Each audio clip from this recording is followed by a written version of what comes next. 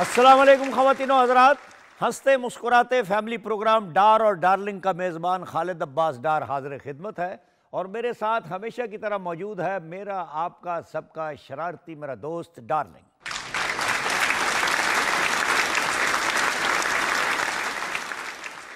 Thank you डार साहब, लेकिन यकीन करें मेरा आज दिल बड़ा उदास है। क्या हुआ डार्लिंग? बस डार साहब क्या बताऊं, मैं अमेरिका शिफ्ट हो रहा हूं, आपकी बड़ी याद आएगी। ये क्या कह रहे हो डार्लिंग? इतना बड़ा फैसला कर लिया और मुझे पता भी नहीं चला, ये कैसे हुआ? बाबियो, एक दोस्त ने कहा था कि अगर अमीर होना चाहते हो ना दिनों में तो अमेरिका चल जाओ। मैंने सोचा कि बात तो ठीक कर रहा है, बस इसी पे मैंने फैसला कर लिया, परसों अमेरिका जा रहा हूँ। यार मुझे तो कुछ समझ नहीं आ रही, ये सब कुछ इतनी जल्दी कैसे हो गया? पासपोर्ट बन गया तेरा? वो डार साहब, पासपोर्ट की क्या जरूरत है, ये तो पुरानी चीजें हैं, बिल्कुल हो गई हुई हैं पुरानी। क्या मतलब, पासपोर्ट के बगैर अमेरिका जा रहे हो? और वीजा? और बाबे, पासपोर्ट और वीजे के चक्कर में पड़ता ना तो फिर जिंदगी पर नहीं अमेरिका जा सकता था। ये तो अल्लाह भला करे टोनी का, जिसने मेरा साथ दिया। टोनी? ये टोनी कौन है भाई? वो टोनी अपना जिगर है, वही तो मुझे अमेरिका भेज रहा है। उसने कहा है कि मेरा मतलब है बगैर पासपोर्ट और वीजे के तुम्हें अमेरिका पहुंचाऊंगा और खर्चे की परवाह ना करना। जब तुम उधर डॉलरों में पैसे कमाओगे ना तो तुम्हें खर्चा याद भी नहीं रहेगा, पूरे हो जाएंगे तुम्हारे उधर जाके पैसे। अरे भाई भाई ठहर जा जरा, एहतियात कर। ये सारा इतना बड़ा खर्चा जो तू बता रहा है तूने कहाँ से किया? वो डार साहब, अपना जो मेरा घर नहीं है भाई, वो बेचने पे लगाया हुआ है। इंशाल्लाह ताला आज बिक जाएगा, नहीं तो कल तो सारे काम मौके हो जाएंगे। वेरी सैड भाई, मैं सब समझ रहा हूँ। तुम ये बताओ कि बाय द वे तुम अमेरिका जाओगे कैसे? और टोनी डंकी लगवाएगा। डंकी लगवाएगा? क्या मतलब? ओ बाबियो, इधर उधर से वो बॉर्डर पार करवाएगा।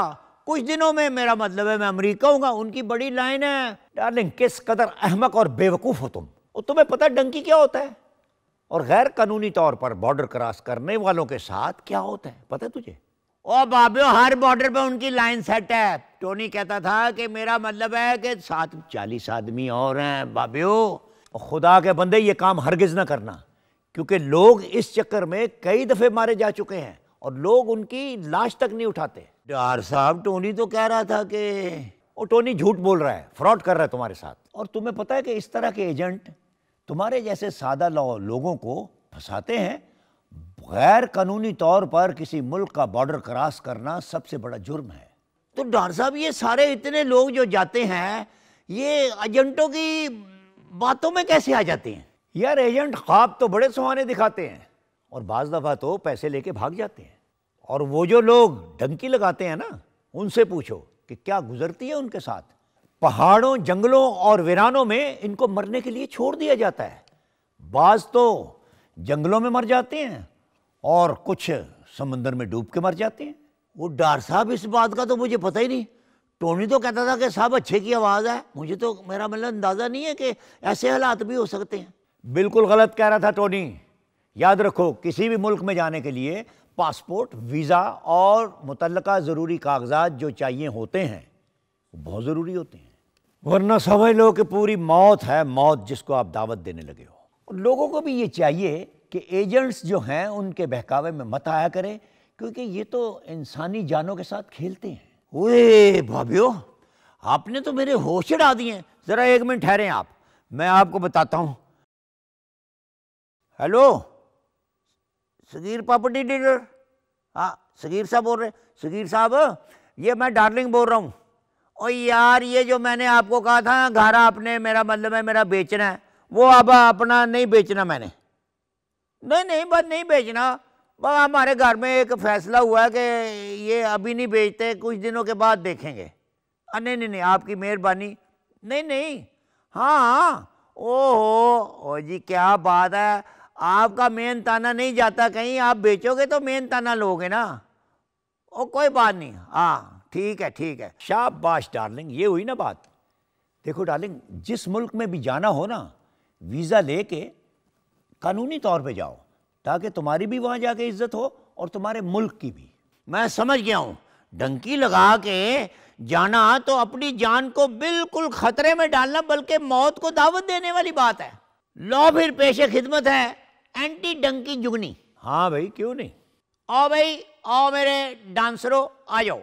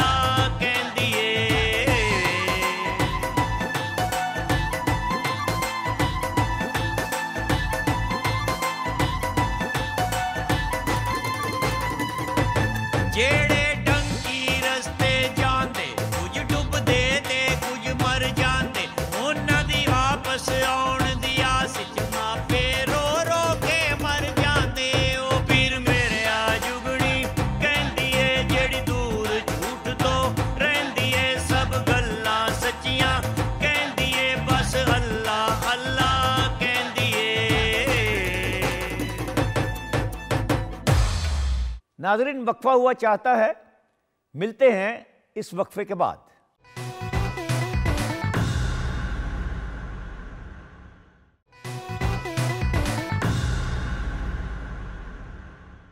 आइए नाज़रीन, देखते हैं कि आज डार्लिंग अपने मेहमान के साथ क्या बातें कर रहे हैं।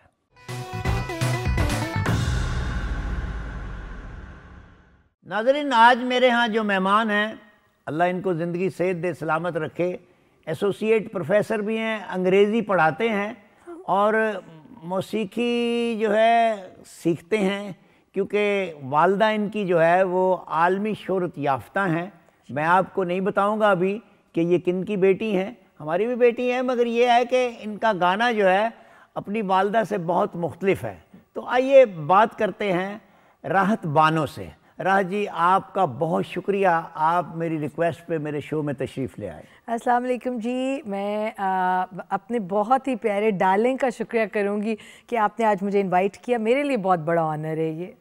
मुझे ये ज़रा बताइए कि यानी आपके यहाँ तो घर में हर बहन जो है वो नाम के साथ बानो ज़रूर कहलाती है जी, और स्कूल में कॉलेज में भी उनको बानो कहते हैं, यानी बानो सिस्टर्स जैसे होती हैं। जी जी। तो आपने मुल्तानी कर रखा है अम्मा की वजह से? नहीं, मैंने नहीं रखा, मेरा नाम अभी भी राहत बानो है। मुझे अम्मी जी की वजह से, जो हमारे प्यार करने वाले वो मेरे साथ मुल्तानी कर लोगों ने लगाया है। अच्छा, तो बाबा ने रखा बानो? बानो ने, हमारे फादर ने सब सिस्टर्स का नाम बानो लिखा। और कॉन्वेंट में हमारी सिस्टर बेनेडिक्टा में जब मैं सिर्फ अकेली मैं रह गई थी, सबसे छोटी हूँ, तो मुझे कहते थे last Bano sister in my school. तो हम पांचों बहनें कॉन्वेंट से पढ़ी, तो बानो ही हम सब पहचान हमारी बानो से जी। मगर ये कि ज़्यादा आप यानी कंफर्ट किस में फील करते हैं, कि बानो सिस्टर्स कहलाना या मुल्तानी कर कहलाना? सारी बहनें तो बानो सिस्टर्स ही कहलाती हैं, जो कि मुझे जब भी मीडिया में आके और पहचान के लिए बानो मुल्तानी कर पे मुझे बहुत फ़ख्र है, क्योंकि मेरी अम्मी जी का नाम है और अल्लाह उन्हें सलामत रखे, बायसे फ़ख्र है हमारे लिए। हाँ। जब कोई मुझे मुल्तानी कर बुलाते शुरू में तो मुझे अजीब लगता था कि मेरा स्टेटस नहीं बनता, उन्होंने बहुत मेहनतें की हैं तो उनको ये नाम मिला, तो मुझे ऐसे ही मिल गया साथ, क्योंकि मैं उनकी औलाद होने की वजह से। तो बात ही कि फ़ख्र होता है बहुत ज़्यादा। मैं आई फील प्राउड। आपको एक मैं ऐसी बात बताने लगा हूँ जो आपसे कभी यानी जिक्र नहीं हुआ है इस बात का। मैं जब एक दिन बच्चा था ना, 10, 11, 12 साल का होऊंगा मेरा ख्याल है, ये 57 की बात है, 56 या 57 की। तो जब मैंने सुरैया आपा को पहली दफ़े देखा लाहौर रेडियो पे, तो मैं रेडियो पे बच्चों के प्रोग्राम में गाता था, तो ये जनरल प्रोग्राम में गाती थी। तो जब उन्होंने कहा सुरैया मुल्तानी कर आई हैं, आज सुरैया मुल्तानी कर मुल्तान से आई हैं, क्योंकि जब मुल्तान में रेडियो नहीं था, तो सुरैया बीबी जब लाहौर में आई तो जब मैंने देखा, तो जब से मेरा साथ है और जब से हम ऐसे बहन भाई, क्योंकि वो दौर ऐसा था, वो यानी एक फैमिली होती थी रेडियो में कि ये सब लोग थे, ना लड़कियों को पता था कि हम लड़के हैं, ना लड़कों को पता था कि ये लड़कियां हैं। काम की लगन थी कि हर अपने अपने शोबे में काम करे, पाकिस्तान का नाम हो, फन का नाम हो, जो वो तो अम्मी बताती हैं, तो आप हमारे शुरू से हमारी फैमिली के डालेंगे। जी जी अल्हम्दुलिल्लाह। और मुझे आज बड़ा बिलीव मी कि मुझे I am feeling so proud कि आपने मुझे इनवाइट किया और मैं इधर आई। अम्मी भी बहुत खुश हैं कि तुम जा रही हो उनके प्रोग्राम में। आप माशाल्लाह यानी मुझे बहुत पसंद हो। जब जब कभी मैं आपका गाना सुनता हूँ ना, मुझे पहले अपनी बहन याद आती है, आपकी वालदा, और बाद में मैं कहता हूँ चलो यार ये देखो कितना अच्छा गा रही हैं। तो जब ये पता चलता है कि आप पढ़ाते भी हो कॉलेज में और अंग्रेजी पढ़ाते हो और आप एसोसिएट प्रोफेसर हो, तो मैं कह यार देखो कितनी अच्छी बात, सभी बहनें पढ़ी लिखी हैं जी माशाल्लाह, सब बहन भाई सारे भाई भी, किसी ने गाने की कोशिश नहीं की, ना अम्मा ने गाने दिया। मैंने अम्मा ने काफ़ी डिस्करेज किया मुझे भी, मगर मैं क्योंकि बचपन से गाती थी स्कूल में नात हमद और जैसे इनकरेज सब करते, एक्चुअली इनकरेजमेंट भी है, अब ये नहीं कि आप खुद बहुत अच्छा गाएं लोग आपको ना चाहें, तो फिर बस लोगों की वजह से ही इस शोबे में भी आना मेरा अपना भी पर्सनल शौक बहुत ज़्यादा। जी ज़रा ये फरमाइए कि ये आपने कभी रेडियो पे गाए या कभी टेलीविजन पे आए आप? सबसे पहले मैं पीटीवी लाहौर से मैंने स्टार्ट लिया है। जी 91 में तारिक अजीज़ साहब का शो जब नीलाम घर कहलाता था, तो अम्मी और उन्होंने अम्मी के साथ वैसे, क्योंकि हमारी अम्मी सब बच्चे को साथ ज़रूर ले जाती है कोई ना कोई उनके साथ, तो उन्होंने मुझे देखा तो उन्होंने कहा ये थोड़ा सा गा लेती है, अम्मी ने कहा इसको तो बड़ा शौक है। और वैसे भी उस वक्त टीवी का इतना बड़ा नाम हो रहा था कि मैं तो दिल दिल में दुआएं मांगती थी कब मैं भी कभी टीवी पे गाऊंगी। तो उन्होंने फिर अपने प्रोग्राम में मुजाहिद साहब ने पीलू पक्कियाँ को मॉडर्न और वो ट्रेडिशनल अंदाज में, और मसरूर अनवर साहब ने लिखा सराइकी में और सॉरी उर्दू में लिखा, और अम्मी जी ने पीलू पक्कियाँ ख्वाजा गुलाम फरीद का गाया, और मैंने उसी वज़न पे मसरूर साहब का लिखा हुआ और स्टूडियोज़ में रिकॉर्ड किया, और बड़ा अच्छा वो गाना हुआ और वो बड़ा पसंद किया गया उर्दू और सराइकी दोनों में। अच्छा, तो ये अपना ये 91 की बात है मेरा? जी 91 की बात है, 91 की बात है। तो ये अपना रेडियो पे गए आप कभी? जी उसके बाद मैंने 97 में रेडियो पे ऑडिशन दिया मुल्तान में। अच्छा। क्योंकि जब मैं टीवी पे आई फिर मैंने अपनी जॉब, जैसे अपना जो अम्मी ने कब पढ़ें पढ़ाई मुकम्मल करें, क्योंकि अगर तुम गाने की तरफ आई तो तुम पढ़ाई छोड़ दोगी, तो बस फिर 95 से मैंने टीवी माशाल्लाह अब तक रेगुलर किया। अच्छा। वो 4 साल का एक गैप आया, उसके बाद अप टिल नाउ मैं टेलीविज़न में ड्रामा भी थोड़ा सा किया, कंपेयरिंग भी,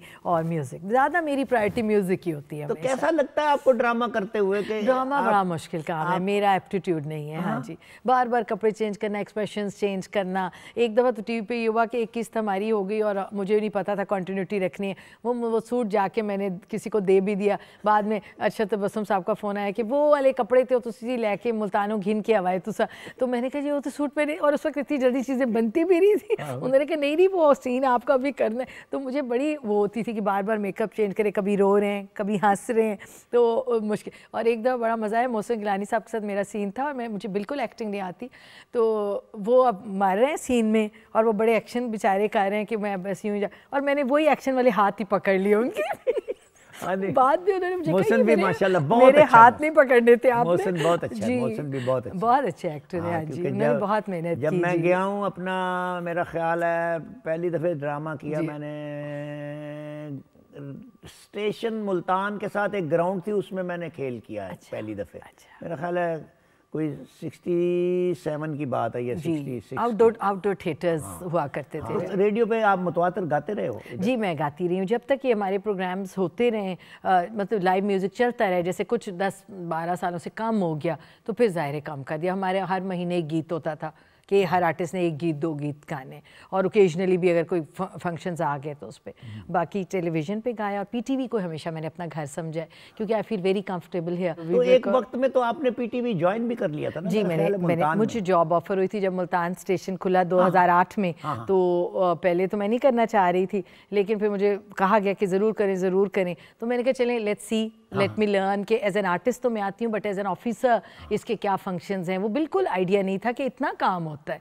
मतलब बैक पे आप जो सब हमारे साथी हमारे प्रोड्यूसर्स और जो सारा अमला होता है, तो इट वाज ग्रेट। हाँ जी, मैं जनरल मैनेजर मुल्तान भी रही। जनरल मैनेजर थे जी आप? मैं रही हूँ 1.5 साल। हाँ जी, वो भी मैंने काम किया। तो आप ज़रा ये फरमाइए कि जब आप पढ़ाते हो स्टूडेंट्स को, तो कोई क्लास में ऐसा बच्चा या बच्ची जो आपके किसी आइटम को याद करते हैं और आपको बच्चे गाना तो कम सुनाते हैं, फरमाइश करते हैं कि मिस आज लेक्चर ना करें, आज हमें गाना सुनाए। अच्छा। स्पेशली जब टीवी पे कर देख लें। पहले अब तो यूट्यूब आ गया, अब तो बच्चे सर्च कर लेते हैं। अब वो मुझे कहते हैं टीचर हमने आपको सर्च किया तो आप यू आर वेरी पॉपुलर। वो चूँकि बच्चों को हमारे गाने का नहीं पता होता बाज़ का, तो कहते नहीं आप पॉपुलर हैं, हमने आपकी बहुत सारी चीज़ें देखी। तो कभी ऐसा होता भी है कि सराइकी जब कॉम्पिटिशन्स होते हैं उसमें लोग स्पेशली गाने ज़रूर, मैं जज वज भी बनती रहती हूँ अक्सर गानों के प्रोग्राम्स में, तो वहाँ बच्चे याद करके आते हैं कि जी पीलू पक्कियाँ हैं या कोई बड़े बेमुरा तम्मी के आइटम ज़्यादा और सराइकी के फोक जो हमारे हैं वो। तो ज़रा ये फरमाइए कि गाने में कौन सी सिर्फ गाने की आपको बेहतर लगती है, या आपका दिल करता है कि मैं काफ़ी गाऊँ, या मैं टप्पा गाऊँ, या मैं ठुमरी गाऊँ, क्लासिकल गाऊँ, गज़ल गाऊँ, गीत गाऊँ, या यानी क्लासिकल इतना पक्का तो मैंने सीखा नहीं क्योंकि अम्मी ने पढ़ाई की तरफ लगा दिया, तो नीम क्लासिकल की प्रैक्टिसेस करते रहते हैं। तो हमेशा से मुझे गज़ल ने फैसिनेट किया, हमेशा से। मेरा ये दिल होता था कि मेजर साहब को सुनते हैं, गुलाम अली साहब को, और महनाज जी मुझे बड़ी पसंद, उनकी वॉइस बहुत मज़ेदार, उनको सुनना, उनकी चीज़ें याद करनी। बचपन में सारे उनके गाने मुझे याद होते थे, शफाफ और बहुत सिविलाइज्ड वॉइस, तहजीब याफ्ता और बहुत सुरीली और बहुत खूबसूरत, तो उनकी चीज़ें याद करती थी। फिर जब अम्मी जी की गज़लें मुझे बड़ी पसंद थी। सराइकी की तरफ मेरा इतना बिल्कुल नहीं था। लोगों ने कह के मुझे कहा, जब भी प्रोग्राम्स पे प्राइवेट पे जाना तो लोगों ने कहा जी मुल्तानी सुनाओ, मुल्तानी गीत सुनाओ, काफ़ी सुनाओ। वो फिर ज़ाहिर है मुझे सीखने पड़े, वरना मैं गज़लें और फिल्मी गाने सारे मुझे ऑलमोस्ट याद होते थे बचपन में। उसका भी बड़ा हक है जनूबी पंजाब का। जी वो फिर पहचान है ना उसका ये है कि एक तो वहाँ पे कोई 7.5-8 करोड़ की आबादी है। जी तो इतनी आबादी वाला जो मेरा मतलब है एरिया हो और एक मनपसंद आर्टिस्ट उनको मिल जाए तो उनकी ज़बान में तो गाना चाहिए। बिल्कुल, ये फिर मैंने शुरू किया बाकायदा। फिर मैंने आके सारे फोक सॉन्ग सीखे, लाइट सी काफ़ी सीखी, और गज़लें वज़लें में पहले गा लेती। सब इकबाल बानो साहबा मेरी फेवरेट, फरीदा खानम साहबा फेवरेट, नूरजहाँ साहिबा, तो इन सब की चीज़ें। फिर ग्रेजुअली मैंने फिर अपने आप को सराइकी की तरफ भी किया। जी, तो सराइकी बड़ी मीठी ज़बान है। बहुत नहीं, मतलब हम तो अम्मी ने तो हमसे हमेशा घर में सराइकी बोली, हम तो उर्दू नहीं बोलते, तो वो तो मुझे याद थी, मगर गीतों की तरफ आहिस्ता आहिस्ता में आई। जी, फिर और बहुत अच्छा लिखने वाले थे, बहुत भला आदमी। मेरे साथ तो बहुत ताल्लुक था क्योंकि मैं बहुत मुल्तान बड़े खेल किए मैंने, और बहुत ताल्लुक है मेरा, यानी मुल्तान से आना जाना ऐसा है। तो लिखने वाले भी बहुत हैं और पढ़ने वाले भी बहुत हैं, और जितनी इल्मियत मैंने मुल्तान में देखी है माशाल्लाह, यानी हर दूसरा आदमी जो है ना वो पढ़ा लिखा लगता है मुझे। अल्हम्दुलिल्लाह, हैं भी सही। हाँ। काफ़ी सिविलाइज्ड हैं सराइकी लोग, पढ़ते भी बहुत हैं, और तहजीब याफ्ता मैं समझती हूँ कि वो हैं। इसका क्योंकि वही आबाई लोग जहाँ भी होते हैं जो सदियों से वहाँ रह रहे होते हैं, उस इलाके की तहजीब अपनी होती है। अब जिन शहरों में बहुत से लोग उठ के इर्द गिर्द से आते हैं, उसकी तहजीब थोड़ी सी मैं समझती हूँ कि ज़रा इधर उधर हो जाती है। बस जी, ऐसे जैसे सलाद की प्लेट होती है जी। और वहाँ अब ये कि वही लोग जो बरसों से रह रहे हैं, सदियों से रह रहे हैं आबाई लोग, तो उनमें इल्म हासिल करने की, अपनी ज़बान को बचाने के लिए और नई नई चीज़ें क्रिएट कर रहे हैं वो माशाल्लाह। बहुत अब तो चैनल्स भी आ गए तो लोग बहुत आपको नज़र आते हैं डिफरेंट चैनल्स पे। जी ये मगर ये है कि जब से PTV मुल्तान यानी बना है और चलना शुरू हुआ है, मेरा ख्याल है वो सारा एरिया जो है ना वो बहुत खुश है, अल्हम्दुलिल्लाह बहुत खुश है। उसमें सिंगर्स को टाइम मिला। अब ये जो नशरियात गवर्नमेंट ऑफ पाकिस्तान ने बढ़ाई है, हम उनके बहुत मशकूर हैं कि वो जो नेशनल की PTV की एक 24 आवर्स का ट्रांसमिशन हुआ है जी, मेरे डायरेक्टर आए हुए थे, हाँ जी, उससे माशाल्लाह डेली बहुत अच्छा काम हो रहा है, बहुत अच्छा काम नज़र आ रहा है। अच्छा काम पहले भी होता है,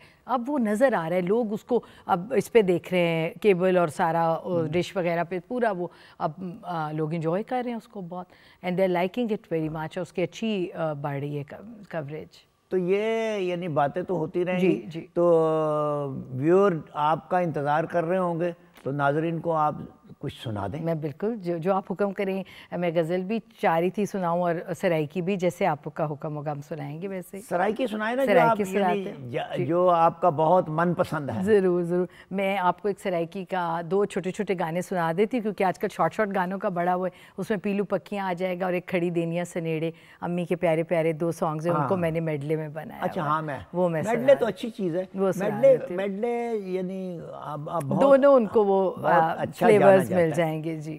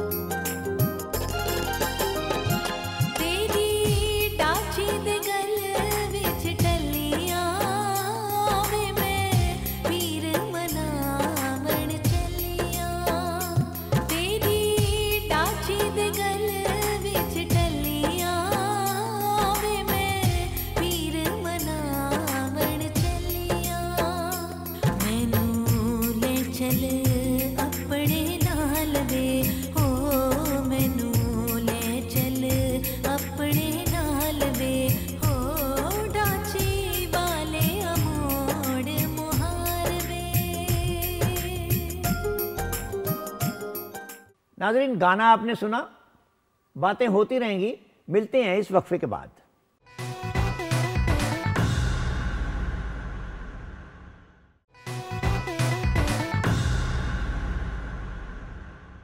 वेलकम बैक नाज़रीन। ज़रा ये फरमाइए जी कि आप यानी क्या महसूस करते हो कि जो नए गाने वाले हैं उनको कैसा गाना गाना चाहिए? सुन के गाना चाहिए या सीख के गाना चाहिए? नहीं, सीख के तो बहुत ज़रूरी है, क्योंकि अगर वो सुन सुन के जो गा रहे हैं उसकी लाइफ थोड़ी है, और जो सीख के जो लोग आ रहे हैं, आप खुद सोचें कि उनका माशाल्लाह कितना नाम है, और उनकी लाइफ भी ज़्यादा होती है। बेशक शोहरत तो अल्लाह ताला की तरफ से है, किसको मिले ना मिले, मगर उनका गाना जिनका अच्छा होता है वो उनको हर वक्त लोग पसंद करते हैं, और जिनका एक आध गाना जो सुन सुन के बना रहे हैं उसमें फिर वो कोई इतना, आप देखें वो गाना इतना चलता नहीं है। हाँ जी, थोड़े टाइम के लिए होता है। और अब मीडिया ने इजी बना लिया है, मशीनें आ गई हैं, तो हर बंदा समझता है मैं गाता हूँ, मगर वो जो गायकी है या जो अच्छा गाना है वो आपको पता है वो कम कम ही सुनने को मिल रहा है। और मैंने तो यानी अक्सर गाने वाले देखे हैं जो मशीनी गाना उनका और तरह का होता है जी, तो जिंदा उनको सुने तो वो और तरह का और जी एक्चुअली सारा काम तो है कि आप लाइव गाएं, लाइव परफॉर्मेंस करें। उसमें हमारे तो बहुत सारे आजकल की जो जनरेशन है वो नहीं गा सकती। अच्छा लाइव गाना ठीक है, आप गाने के लिए तो कोई भी बैठ जाए, वो तो कोई बात नहीं है, लेकिन जो अच्छा गाए, जिसको लोग सुने पसंद करें, कम से कम चलें आप 1 घंटा तो गाए ना, 2 घंटे 2.5 का चलो, ऑडियंस भी नहीं इतना तो नहीं इतना हो रहा ना काम। अब यूथ में कम लोग हैं, कुछ बहुत अच्छे हैं, बहुत अच्छे जो सीख के आ रहे हैं वो अच्छे हैं जी। तो आप ये ज़रा फरमाइए कि रियाज करते हो आप या? जी मैं करती हूँ, मेरी कोशिश होती है कि मैं ज़रूर करूँ, क्योंकि कॉलेज में ये पढ़ाना भी गले का काम है, गाना भी गले का, तो बस ये जैसे रमज़ान शरीफ में ज़रा रियाज काम हो जाता है, मुहर्रम के कुछ दिनों में कम, जैसे ओकेजनली, मगर जिन दिनों बहुत ज़्यादा क्लासेस हो, मसरूफियत हो, तो रियाज कम हो जाता है। प्रोग्राम्स आते हैं, अब जैसे ये अब बहुत ज़्यादा एक सीज़न आता है म्यूज़िक का, तो फिर ऑलमोस्ट ज़रूर डेली करना पड़ता है फिर, क्योंकि आपने जाके लाइव गाना होता है तो उसके लिए आपको प्रैक्टिसेस की ज़रूरत होती है। मेरा ख्याल है बातें तो यानी ख़त्म नहीं होंगी और अच्छी भी लगती हैं सुनने वालों को। एक दफ़े एक आइटम और सुना दें। ज़रूर जी, ज़रूर।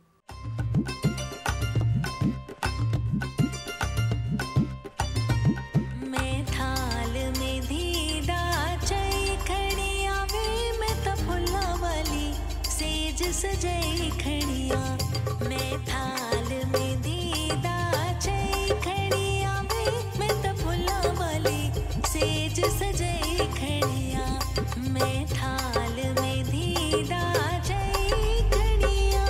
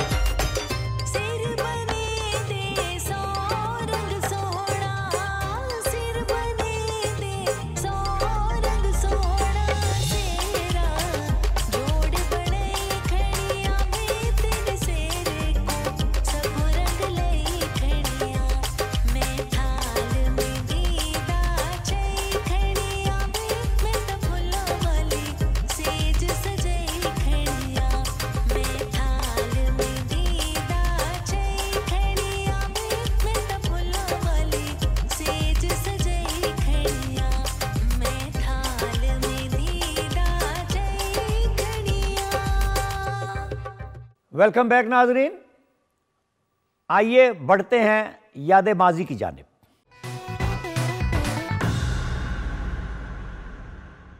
हाँ डार्लिंग, ज़रा ये तो बताओ कि जब थिएटर में काम करते थे तुम, तो कितने थिएटर थे लाहौर में? वो डॉक्टर साहब लाहौर में क्या थिएटर में है, देखा जी 1958 में मैंने पहली दफ़े थिएटर किया। मैं थिएटर करता था, मेरा मतलब है थिएटर साफ़ करता था।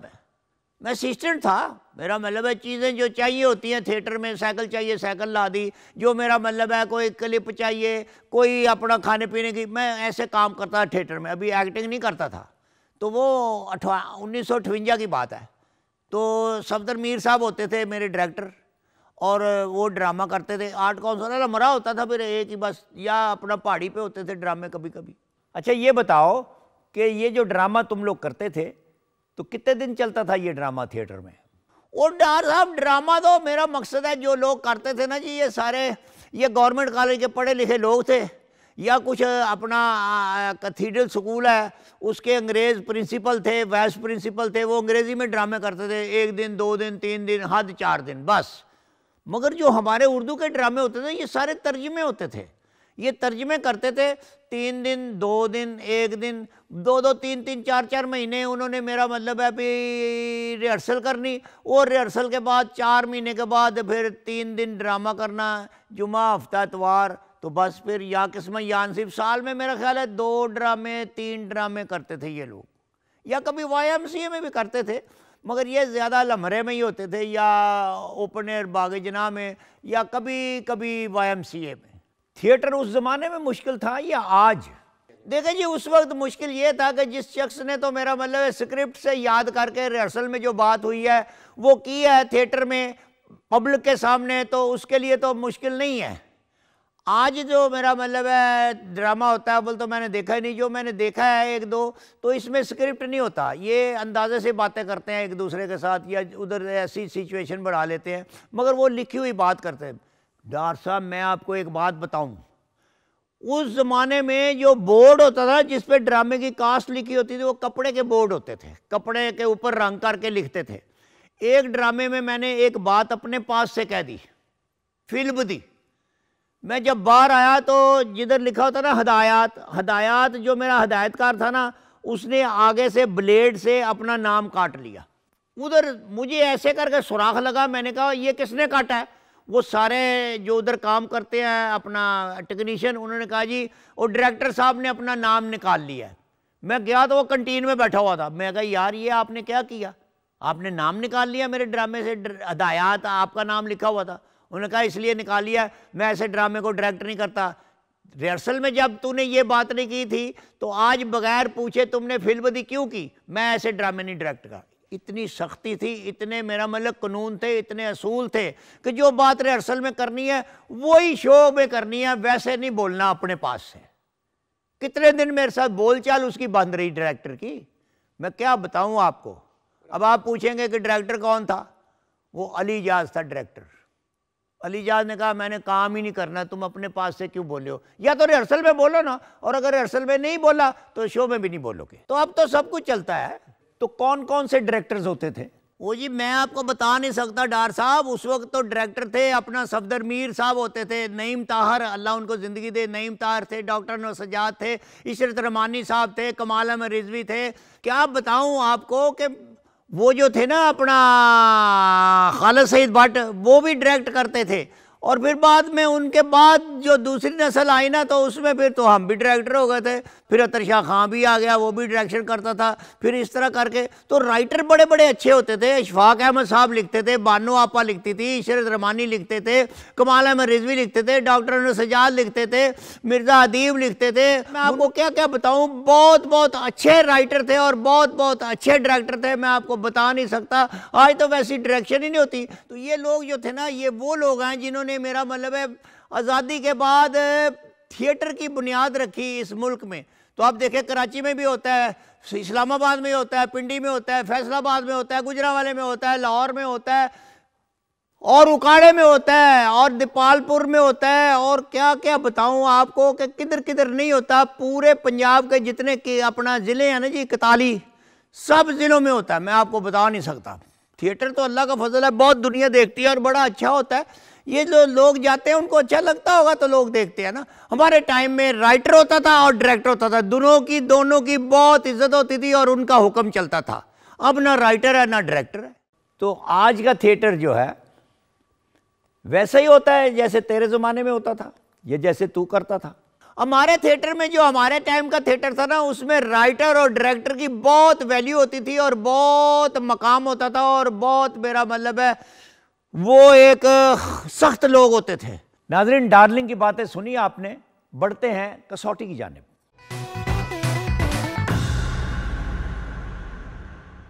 नाज़रीन, शुरू करते हैं आज की कसौटी। आज की कसौटी है ये।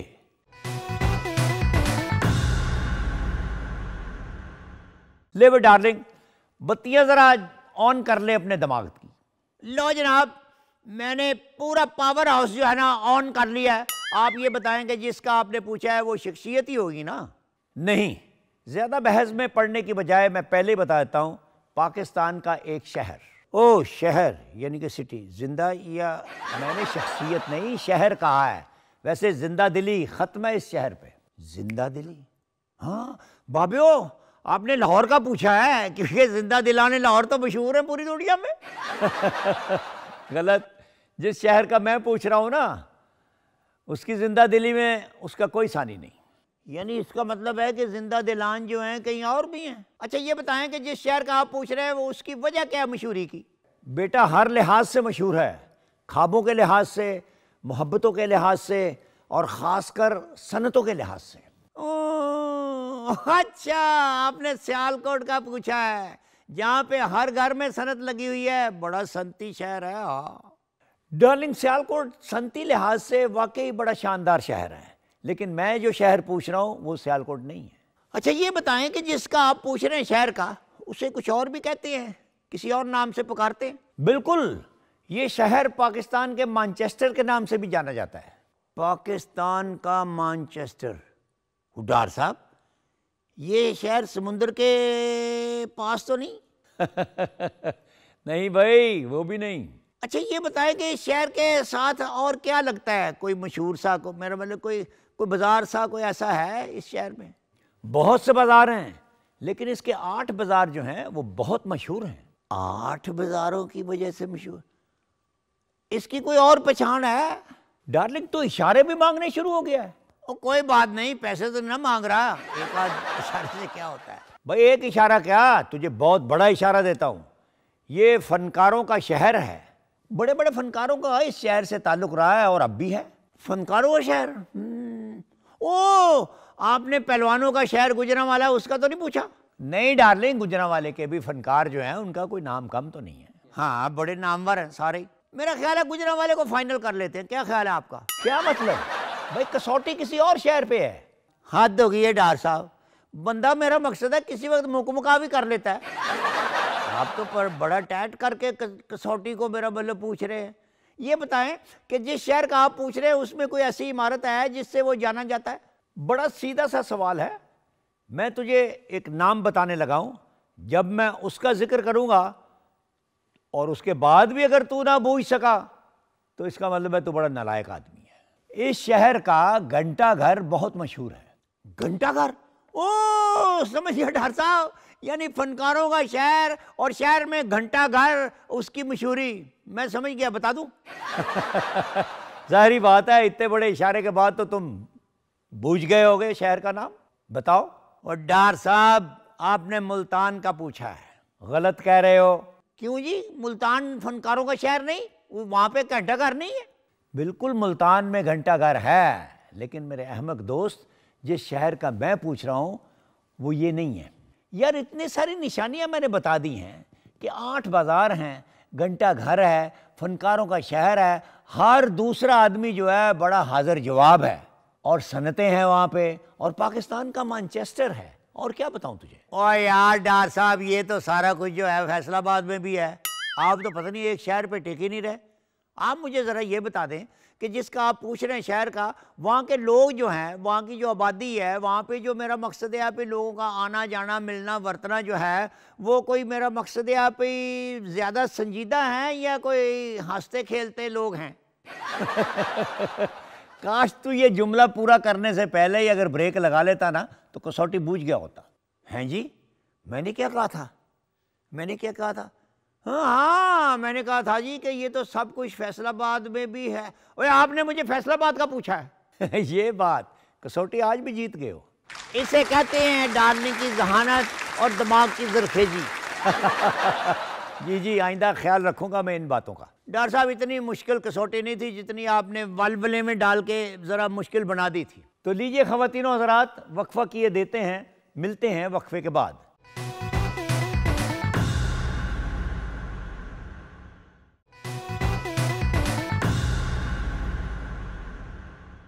तो लीजिए नाजरीन, अब पेश खिदमत है डार्लिंग का गाया हुआ इस हफ्ते का पैरोडी सॉन्ग।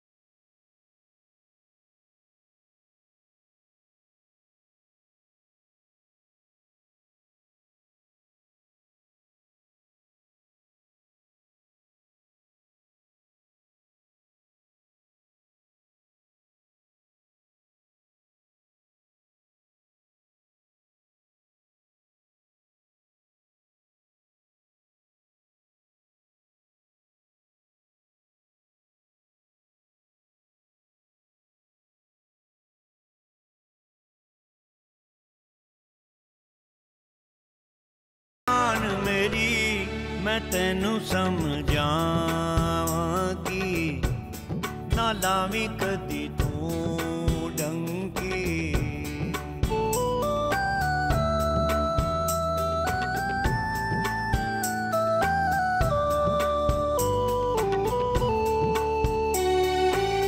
कुछ नहीं लबना सब कुछ करके खतरे परियां रावां, फेर नहीं लभनी अपनी धरती मुकनिया ने फिर सावां। ताड़े बिना है किवें होवे दूर उदासी, एवें जग की करना एजेंटा तो बच के रहना। तू दिल तू यूं जान मेरी मैं तेनू समझावांगी, ना लावी कदी